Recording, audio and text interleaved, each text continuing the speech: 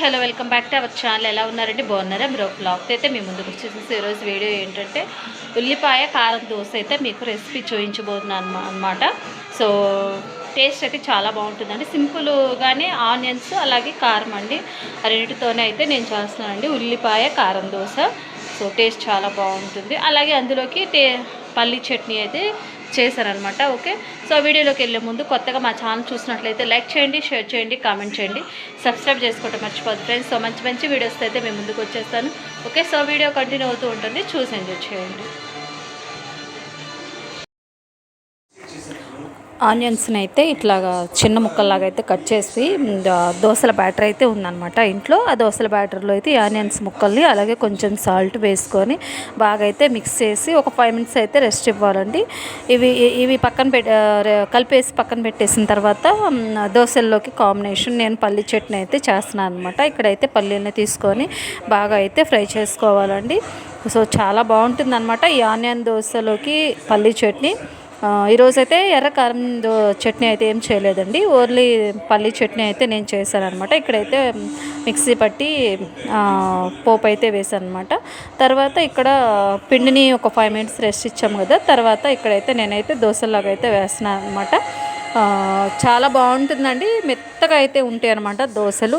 Taste కూడా అయితే చాలా బాగుంటుంది అనమాట. మనము ఓన్లీ ఆనియన్స్ అలాగే కారం కదా వేసింది. తర్వాత ఇక్కడ దోశలు అయితే వేసుకున్న తర్వాత పైన నేను కారాన్ని అయితే వేసుకుంటున్నాను అనమాట.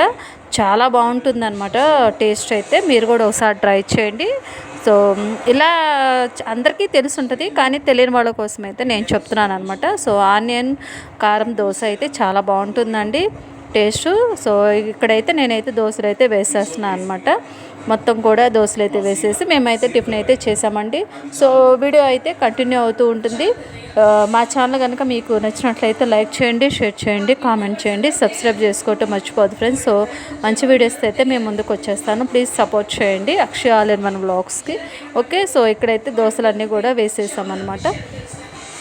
దోశలన్నీ కూడా వేసేసి ఇలాగా ఆనియన్స్ అయితే నేను దోశలు వేసిన తర్వాత దాని మీద అయితే ఏం వేయనండి. మొత్తం ఆనియన్స్ ఎప్పుడు వేసినా కానీ ఇలానే పిండిలో అయితే కలిపి వేస్తాను అనమాట. ఆనియన్స్ని దోశ మీద పైన అయితే ఏం వేయను అనమాట. అలాగైతే నాకు ఇష్టం ఉండదు. ఇలాగైతే నేను ఎప్పుడు చిన్నప్పటి నుంచి కూడా ఇలాగనే నేను తింటాను అనమాట. అలాగే ఈరోజు కూడా నేను అలాగనే చేసి వీడియో అయితే షేర్ చేశాను. చూసారు కదా, ఇక్కడైతే ఆనియన్ కారం దోశ అయితే రెడీ అయిపోయిందనమాట. ఓకే, సో టేస్ట్ కూడా చాలా బాగుందండి. పల్లీ చట్నీలోకి చాలా బాగుంటుంది అనమాట. పల్లీ చట్నీ నేను మరీ పలుచగా కాకుండా కొంచెం తిక్కుగా అయితే చేశానండి. ఉల్లిపాయ కారం దోశ రెసిపీ అయితే సో టేస్ట్ కూడా చాలా చాలా బాగుందన్నమాట. టిఫిన్ అయితే చేసేసాము. అలాగే సింపుల్గా అయితే దోశల పిండి అలాగే ఆనియన్స్ కారం ఆ 3తోనైతే చేశానమాట.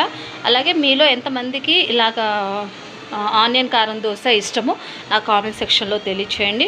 ఓకే, వీడియోని అయితే ఎంతటితో ఎండ్ చేస్తానండి. మా వీడియో కనుక మీకు నచ్చినట్లయితే లైక్ చేయండి, షేర్ చేయండి, కామెంట్ చేయండి, సబ్స్క్రైబ్ చేసుకోవటం మర్చిపోదు ఫ్రెండ్స్. సో నెక్స్ట్ మరొక బ్లాగ్తో అయితే కలుద్దాం. Okay, so bye friends.